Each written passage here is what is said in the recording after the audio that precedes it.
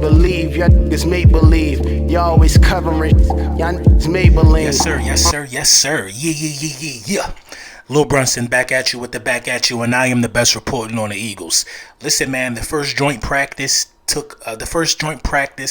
took place today, and we got a lot to talk about. But before we get into the meat and potatoes, I want to let y'all know that the Hurt Season buckets, snapbacks, and dad hats are still available. Also, Big Manscaped is still in the building. Make sure you use code Brunson, save 20% off, and get the free shipping. The free shipping, I for that for y'all. Manscaped has a variety of products for today's man to keep them groomed in the areas that matter the most. Listen, man, before she come play on the field, make sure you keep the grass trimmed with Manscaped. You know the vibes. Listen, a lot of stuff happened today in this joint practice, man. First and foremost, we're going to start it off with the Philadelphia Eagles, basically winning the day. Jalen Hurts, looked good. The defense looked very dominant against Zach Wilson. That's what I expect from a veteran. We have a veteran defense. Let's make no mistake about this. This is not a young defense. This is a very veteran defense. Rich in pride, a lot of Super Bowl rings, a lot of number one defenses, stuff like that. Guys got a lot of accolades on their belt under this defense, and I expected them to rattle,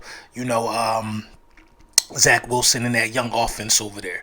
It's no surprise to me at all. Listen, when people make light of teams winning the day in practice, I feel like that they just want to downplay it to fit some type of narrative that fits how they feel about that team. Listen, winning in practice, in a joint practice, is a big deal for a young squad, especially on the offensive side of the ball. When you make a habit of winning, then it's not a surprise to you when it happens in the regular season. You understand you're supposed to go out there and win. It's your job. No matter if you were the worst team in the league or the best team in the league, it's your job to go out there and win. That shouldn't be a surprise to anybody once a professional football team wins. So go out there and win in the day in practice is definitely something to gloat about. You know what I mean? A lot of people don't feel that way. They feel that it's just practice, it's just preseason, but this is a joint practice. Guys are playing hard in order to show up the next guy. And this is a joint practice against a team that we play on the roster, actually. So this one actually, it means a little something. Means a little something to go out there, and punch them in the mouth until we see them in the regular season.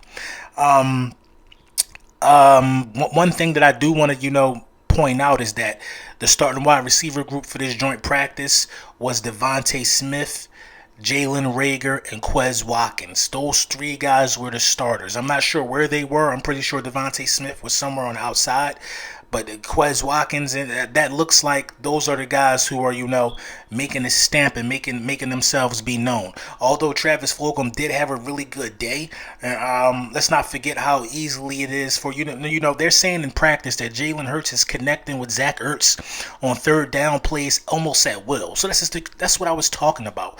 When you keep Zach Ertz, you ultimately keep a security blanket for a young quarterback. A lot of people wanted Zach Ertz out of here. Zach Ertz is still that valuable third down option, and it's proven itself to be true in practice. Now, y'all can say it's just practice, but we know Zach Ertz puts that type of body of work together in regular seasons as well. So it is what it is. Andre Dillard, they said he was back today. As soon as he got back, he was getting Peter rolled. This is the thing, man. We're getting rolled up, bull rushed, allowed to sack. This is the thing with Andre Dillard that we got to come to terms with. He may just be a bust, or he may need to move to guard. We cannot keep experimenting with him at the sake of our quarterback's health and at the sake of the season. Because if your starting quarterback goes down due to a blindside hit, you could be in big trouble. I think the Philadelphia Eagles need to grab themselves a veteran left tackle and a veteran wide receiver. I think that's the final two pieces missing. And, I just think it makes sense at this point. A veteran left tackle gives you some security if Jordan Mailata has to miss a game, and it continues to develop Jordan Mailata. It's a shame, and it's almost a slap in the face that we missed so hard with this guy, Andre Dillard, that we had to bring Jason Peters back, the corpse of Peters. We had to bring him back for an extra year. You know what I'm saying? And now we're going out there and he's losing his job to a fifth-round rugby player. How could you miss that bad? But at the same time, how could you hit so good on Jordan Mailata? It makes no sense at all. It's so backwards. I mean, maybe you could forgive him for that pick because you did get Jordan Mailata, but you got to find a backup at left tackle. You got to do that before the season starts, in my opinion. Maybe some type of inter-team trade can take place because I know those guys could use the services of a guy like Derek Barnett. There's been some chatter about that, and you know how we talking to other GMs at practice. Maybe something like that could happen. You know what I'm saying? But finding a left tackle, I think, is very, very important. They're saying as soon as he got on the practice field, Jalen Hurts was sacked. You know, what's the easiest way to get your starting quarterback hurt? Sacks. You know, they're never going to give Jalen Hurts the credit that he deserves. If he gets hurt and can't play the rest of the season, they're going to say he's injury prone.